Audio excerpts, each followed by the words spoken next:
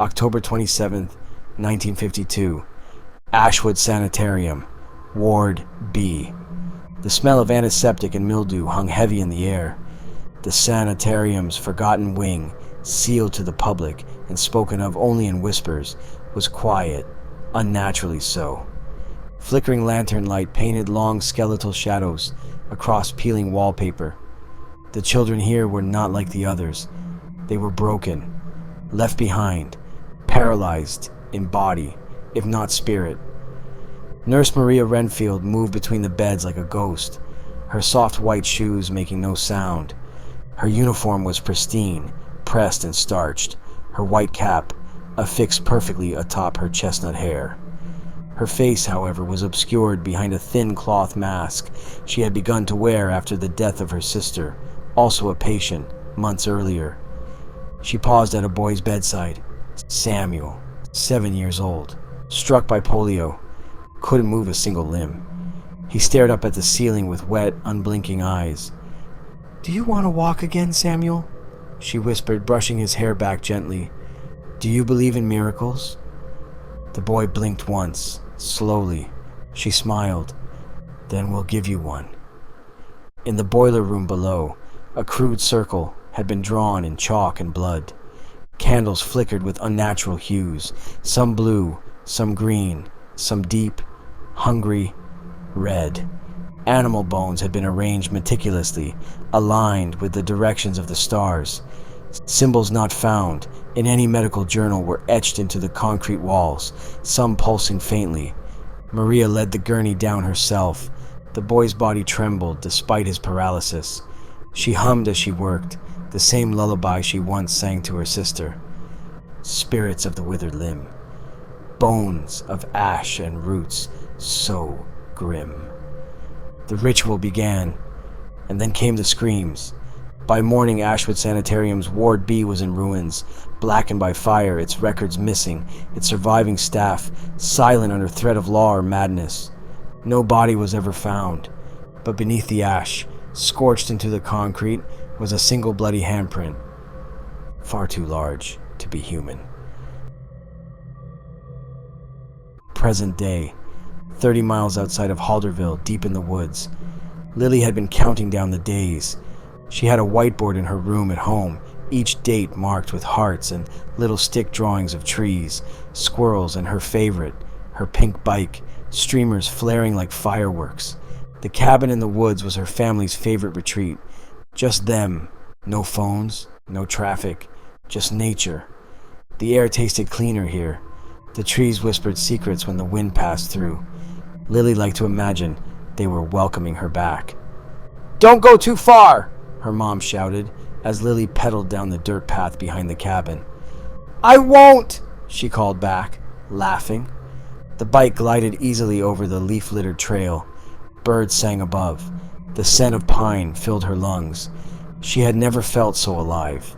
Then she saw it. A narrow trail, barely visible, veering off to the right. She had never noticed it before. It looked like it hadn't been used in years. Branches reached over it like fingers, but something about it pulled at her. Adventure. She turned. The trail was bumpier here, rocks hidden under moss, gnarled roots coiled like sleeping snakes. She ducked under a low branch, giggling. And then it happened. Her front tire hit something hard. A jagged stone kicked sideways, the wheel twisting beneath her. She flew forward. The world spun. Pain, searing, sharp, final. She lay twisted among the roots, her legs bent unnaturally beneath her. Her bike rested a few feet away, one wheel still spinning. She tried to scream, but it came out as a breathless wheeze. Tears welled up as the cold of the earth pressed against her back. She tried to move. Nothing. She couldn't feel her legs. A sound echoed far off, her parents shouting her name. Then, something else. Whispers, like voices carried on the wind, too low to understand, but too many to ignore. Something moved between the trees. A shadow. Brief, wrong, watching. Her parents burst through the brush moments later. Their screams filled the forest. The ambulance came, and as she was lifted onto the stretcher, she saw it again. At the edge of the trees, a woman in white, watching. The hospital was sterile, bright, and eerily quiet. The kind of quiet that made your ears ring, as if the world itself was holding its breath. Lily stared at the ceiling from her hospital bed. Days had blurred together since the accident. Her legs were covered with soft blankets, but beneath them, she felt nothing. The doctor's words still rang in her mind, like a funeral bell. Severe spinal trauma. Paralysis from the waist down. Her parents sat nearby, whispering to one another when they thought she was asleep. She wasn't. She was always awake now. The room always seemed cold, even when the thermostat read warm. She asked for extra blankets, but it didn't help. It wasn't a physical chill. At night she heard things, soft, scuffling outside her door, distant creaks, and the sound of whispered words that dissolved when she tried to listen. Shadows moved at odd angles, too tall or too thin to be nurses. Once she heard breathing, not hers, not her parents', just behind her head.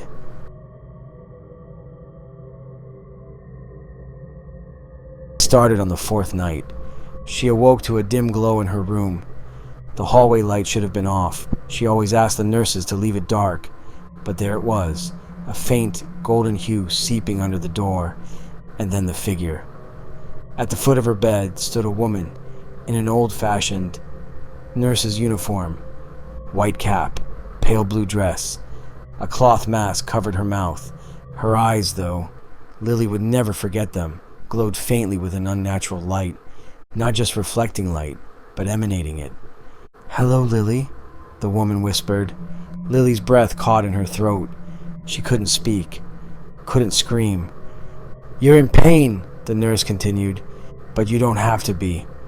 She leaned forward, gently adjusted Lily's pillow. Her touch was ice cold. "My name is Sister Maria. I'll take care of you."